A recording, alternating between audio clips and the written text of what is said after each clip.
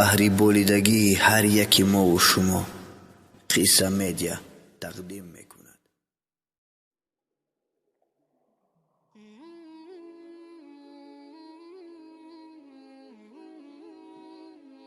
به نام خداوند بخشنده مهربان.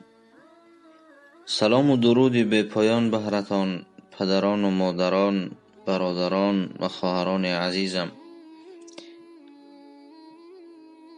بنده تصمیم گرفتم برایتان یکی از قصه ها، یکی از واقعه های تاریخی که گذشته است بهرتان پیشکش نمایم. میگوید در سالهای 50 عصر 20 در شهر پاریژ پایتخت فرانسه یک مرد زندگی میکرد با نام حاجی ابراهیم. یک دکان خوراکواری داشت، به تجارت مشغول بود. یک همسایه یهودی تبار داشت. میگه یک طفلک بود در او خانه زندگی میکرد، 7 ساله بود، با نام ژاد. ژاد بود یعنی یهود. همین پسرک میگوید هر صبح برمیخواست و به دکان حاجی ابراهیم برای خریدن شیر می آمد.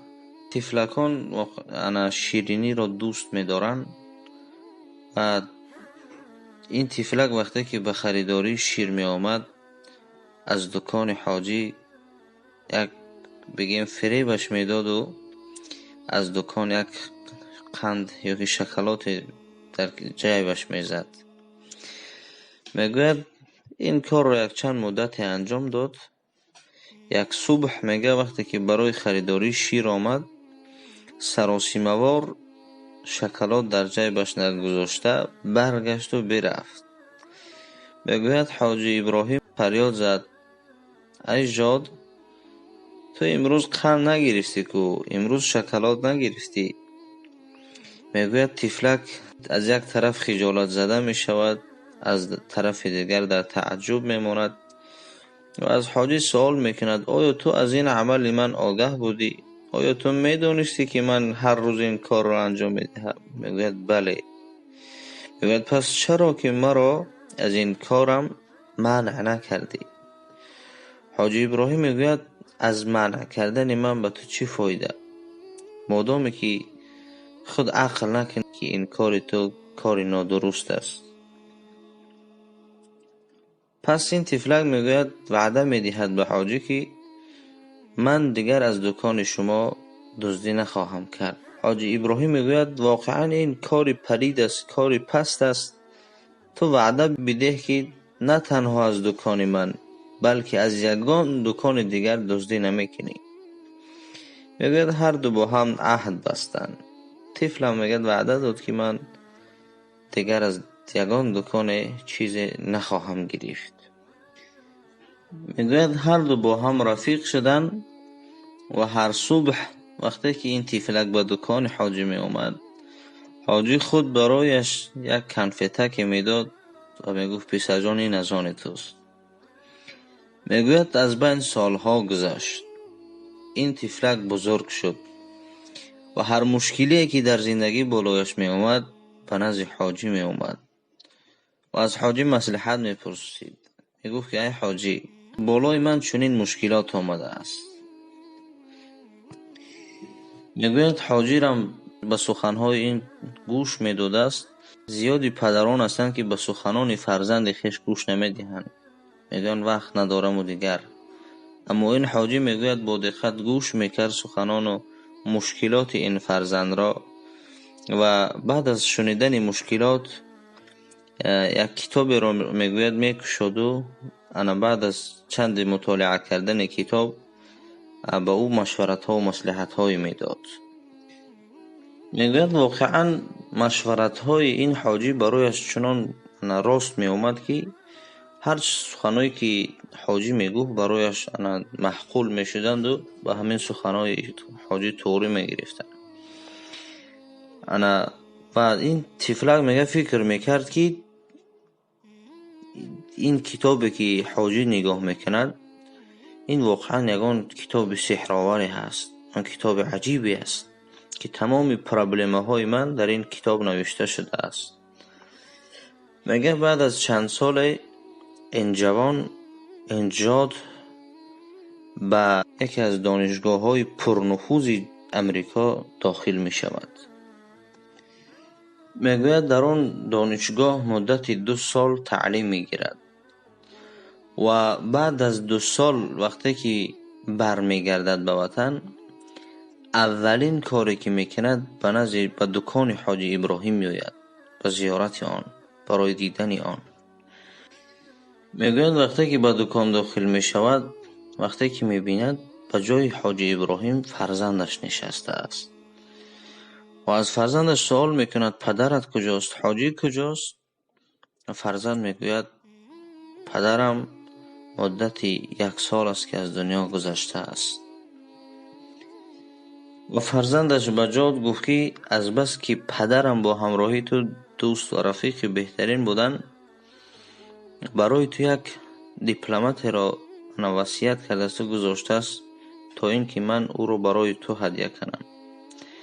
میگوید فرزند این جاد منتظر ایستاد و این فرزند حاجی رفته این دیپلمات را گرفته آورد. وقتی که جاد دیپلمات را گرفته به خانه‌اش برد و اون را کشاد، دید که در آن دیپلمات همون کتابی که سحرآوری که بود هر روز برایش مشکلات این جاد را میگفت همون کتاب است. این کتاب چی بود دوستان عزیز؟ این کتاب قرآن، کلام پاک الله بود. میگوید به تعجب افتاد و این کتاب رو گرفته به نزد یک دوستش رفت و گفت که این کتاب سحرآوری که بود این کتاب قرآن بود است. آیا در قرآن مشکلات من نوشته شده است؟ این دوستش گفت برادر عزیز، در این کتاب نه تنها مشکلات تو بلکه تمام مشکلات عالمیان است، تمام مشکلات جهان است. این کتاب است که تمام مردم را به صلح و همدیگر فهمی و برادری دعوت میکند. میگوید این جاد بعد از شنیدن این سخنان جستجو کرد، ترجمه فرانسوی قرآن عظیم الشان را پیدا کرد و بعد از چند مدت طولانی که تحصیل علمی از قرآن گرفت، الله جل جلاله در قلبش مهر و محبت اسلام را پیدا کرد و این شخص مسلمان شد، اسلام را قبول کرد. پس میگوید این شخصیتی که عین حال ما درباره او سخن میگوییم، این شخصیت دکتر جادالله قرآنی است. ببینید دوستان عزیزم، تنها به دعوت کردن دکتر جادالله قرآنی تنها در فرانسه 6000 نفر اسلام را قبول کرده است. بله دوستان عزیزم، 6000 نفر از روی نصیحت دکتر جادالله قرآنی اسلام را قبول کردند. همه سرلوحه اینها از چی بودند دوستان عزیز؟ به شرافت قاری ابراهیم که یک نصیحتی که بهر یهودی پسر میکرد. بله دوستان عزیز، اینک رسیدیم باز به پایان یک قصه دیگر. با شما بودم بنده عبدالله. یکایک شما را از برای الله پاک دوست می‌دارم. از شما خواهش کرده می شود دوستان عزیز فکر و عقیده های خود را در زیر ویدیو بنویسید و این ویدیو را با دیگر دوستانتان پهن کنید. یکایک شما را از برای الله پاک دوست می‌دارم. خدایار و مددگار ما و شما باشد دوستان. از گناه تنفر داشته باش، نه از گناهکار. اگر روز دشمن پیدا کردی، بدان که در رسیدن به هدفت موفق بودی. اگر روز تهدیدت نمودند بدان که در برابرت ناتوانند. اگر روز خیانت دیدی بدان که قیمتت بالاست. اگر روز ترکت کردن بدان با تو بودن لیاقت می‌خواهد.